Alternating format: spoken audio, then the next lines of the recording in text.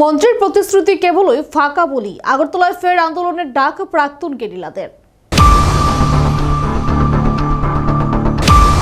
সরকারের আমলে ঘোষিত পুনর্বাসন প্যাকেজের বকেয়া অর্থ এবং মন্ত্রীর দেওয়া প্রতিশ্রুতি পূরণ না হওয়ায় ফের উত্তপ্ত হয়ে উঠেছে প্রত্যাবর্তনকারী গেরিলাদের একটি অংশ। ত্রিপুরা গেরিলা প্রত্যাবর্তন দাবি কমিটি সংক্ষেপে TGRDC পক্ষ থেকে বুধবার আগরতলা প্রেস ক্লাবে আয়োজিত এক সাংবাদিক সম্মেলনে ত্রিপুরা জনজাতি বিকাশ মন্ত্রীর বিরুদ্ধে প্রতিশ্রুতি ভঙ্গের গুরুতর অভিযোগ আনা হয়েছে।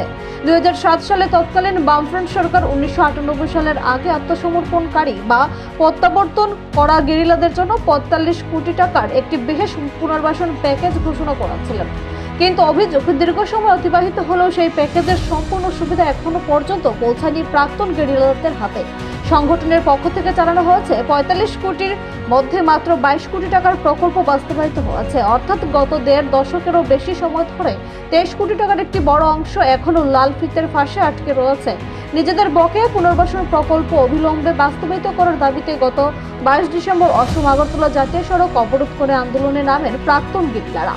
3 দফা দাবির ভিত্তিতে আয়োজিত সেই অবরোধের ফলে জনজীবন বিপর্যস্ত হয়ে পড়ে। পরিস্থিতি সামাল দিতে প্রশাসনিক উচ্চপদস্থ আধিকারিকরা ঘটনাস্থলে গিয়ে প্রতিশ্রুতি দেন যে আদিবাসী কল্যাণ মন্ত্রী বিকাশ দেববর্মা ব্যক্তিগতভাবে সংগঠনের নেতৃত্বদের সাথে কথা বলেন সমস্যার সমাধান করবেন।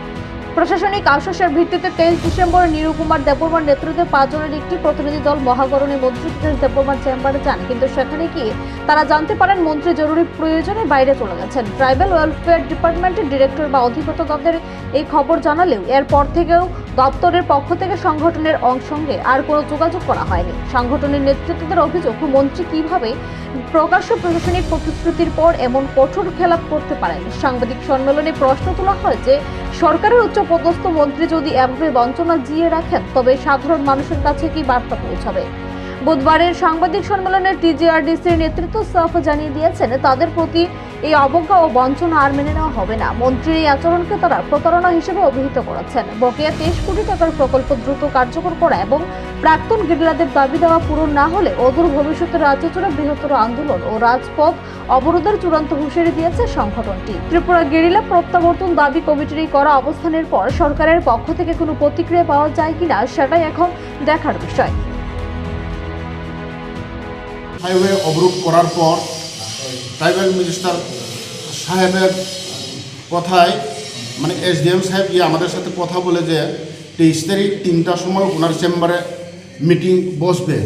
কিন্তু যথারীতি আমরা 5 জন শৈলেন কুমার ব্রু এবং নিরুকুমার দেববর্মার নেতৃত্বে আমরা 5 সদস্য একটা কমিটির লোক আমরা যথারীতি জেএসিরা ট্রাইবাল ওয়েলফেয়ার মিনিস্টার সাহেবের চেম্বারে হাজির। তারপরে ঠিক 3টার সময় আমাদের এই ট্রাইবাল ওয়েলফেয়ার ডাইরেক্টর সাহেব বলে যে আমাদের মিনিস্টার সাহেব নাকি জরুরি একটা কাজে অন্যত্র চলে গেছে। এমতো অবস্থায় আমরা নিরুপায় হয়ে আর আমরা ফিরে আসি। তো আমাদের কথা হচ্ছে উনি একজন মিনিস্টার হয়ে আমাদেরকে কথা দিয়ে এবং টাইম টেবিল সঠিক চিঠি দিয়ে আমাদেরকে উনি কি বলবো কথা দিয়ে কথা রাখেননি। 3টার সময় মিটিং ডেকে উনি আমাদের সাথে মিটিংয়ে বসেননি। তো আমাদের কথা হচ্ছে উনি একজন মিনিস্টার হয়ে আমাদেরকে কথা দিয়ে কথা রাখেননি। তো এমতো অবস্থায় আমরা আগামীতে বৃহত্তর আন্দোলনে যাইতে বাধ্য হইব। এই হিসেবে আমাদের বক্তব্য। আপনার পরিচয়টা দেন। আমার পরিচয়, আমি জেএসির ভাইস প্রেসিডেন্ট মনোজ ইরিয়ান।